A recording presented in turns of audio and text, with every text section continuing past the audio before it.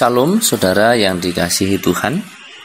Kita terus patut bersyukur karena oleh anugerah dan cinta kasih-Nya kita masih diberi kesempatan untuk menikmati berkat-berkat Tuhan.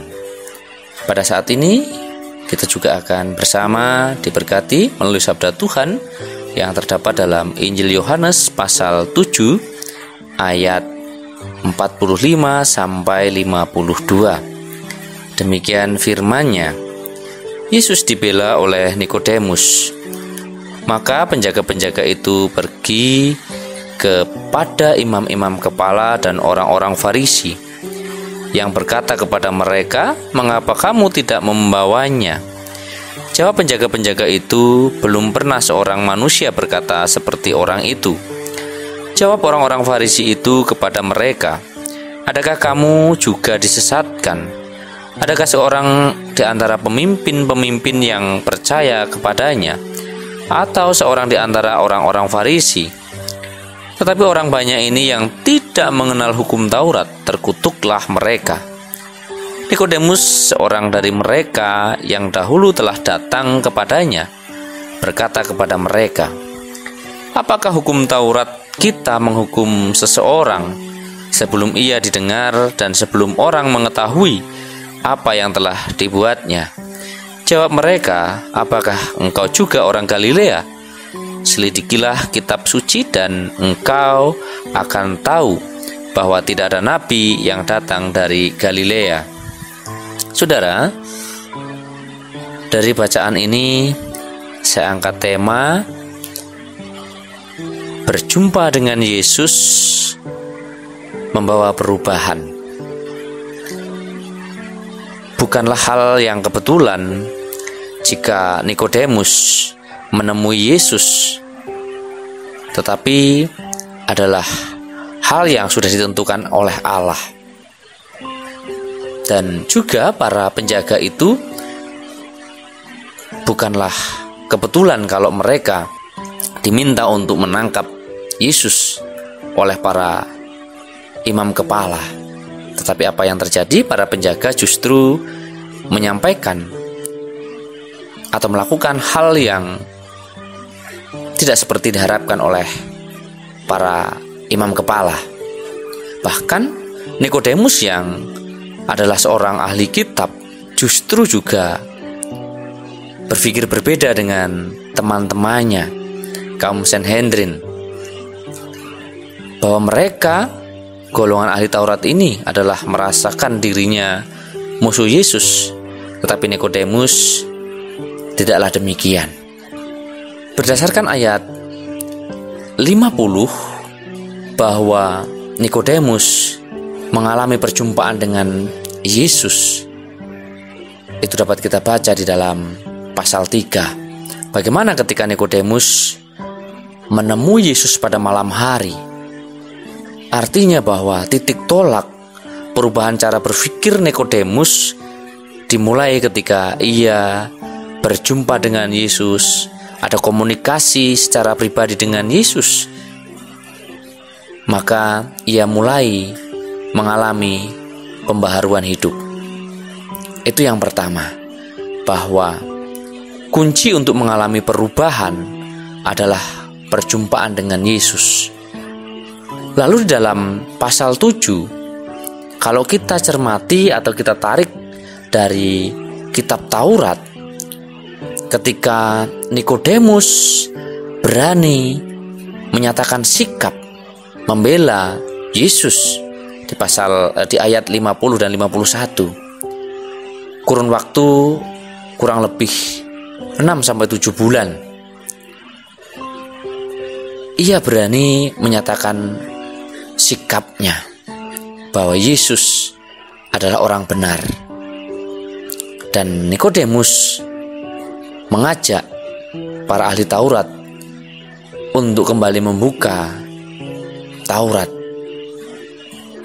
agar apa yang mereka lakukan tidak melanggar. Tetapi justru sahabat-sahabatnya itu menolak dan merasa diri lebih benar dan tidak perlu kembali kepada Taurat. Bagian yang kedua adalah waktu yang ada, waktu yang dijalani oleh Nikodemus kurang lebih 6 bulan atau 7 bulan, membawa perubahan dan memberikan keberanian untuk menyatakan sikap, meskipun itu beresiko terhadap kedudukannya atau bahkan lebih kepada penghasilannya. Namun karena perjumpaannya dengan Yesus, ia tidak mempertahankan semua itu, tapi ia mau bicara soal kebenaran. Nah, oleh sebab itu Bapak Ibu Saudara, inilah yang menarik dan perlu kita teladani. Berapa lama kita menjadi orang Kristen, dan perubahan apa yang sudah kita lakukan atau kita buat. Tentu ini menjadi perenungan dan introspeksi bagi kita. Lalu kalau kita melihat di dalam pasal 19, bagaimana keberanian Nikodemus dan Yusuf orang Arimatea. Bagaimana Nikodemus memberikan hartanya melalui kesiapannya untuk merempah-rempahi mayat Yesus.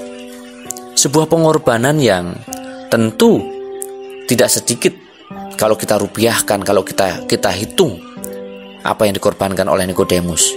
Artinya Bapak Ibu Saudara, perjumpaan dengan Yesus hendaknya membawa sebuah pembaharuan hidup. Cara konsep berpikir kita,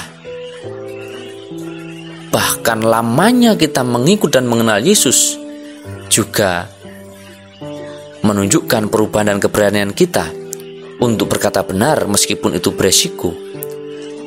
Lamanya kita berjumpa dengan Yesus dan hasil perjumpaan kita dengan Yesus juga harusnya membawa sebuah keberanian untuk rela berkorban. Seperti tema Sinode GKSBS periode 2015-2020, menjadi gereja yang berdiakonia, berani untuk berbagi, bahkan membuka diri sebagai rumah bersama. Dan kalau pada saat ini kita akan memasuki musyawarah majelis sinode, bahkan kita akan mengangkat sebuah visi menjadi gereja yang mandiri, ini juga tidak terlepas dari waktu. Oleh sebab itu, biarlah kita belajar dari Nikodemus untuk betul-betul mandiri, harus siap berkorban. Untuk betul-betul mandiri, bahwa waktu yang sudah kita lalui, baik perjumpaan dengan Yesus, bahkan kita bergereja di GKSBS, juga membawa kemandirian yang sebenarnya. Dan kita berani ambil resiko dari setiap keputusan yang ada dengan komitmen untuk terus menghidupi apa yang sudah kita putuskan bersama. Kalau Nikodemus ketika ia berjumpa dengan Yesus, proses berjalannya waktu membawa sebuah pemikiran dan pemahaman yang benar, meskipun ia harus ditentang. Juga mungkin dia diintimidasi, bahkan direndahkan oleh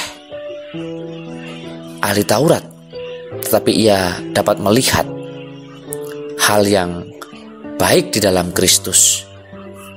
Kita pun di dalam mensikapi atau bahkan menggumuli visi ke depan bukan hal yang mudah, tetapi ketika kita siap untuk berproses, maka sampai kepada sebuah titik kita betul-betul menjadi gereja yang mandiri, bahkan terus dapat berbagi kepada sesama.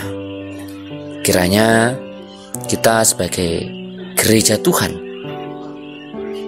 terus membangun keintiman dengan Tuhan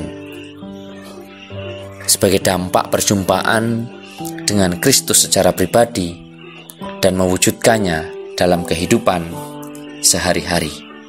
Tuhan memberkati kita semua. Amin.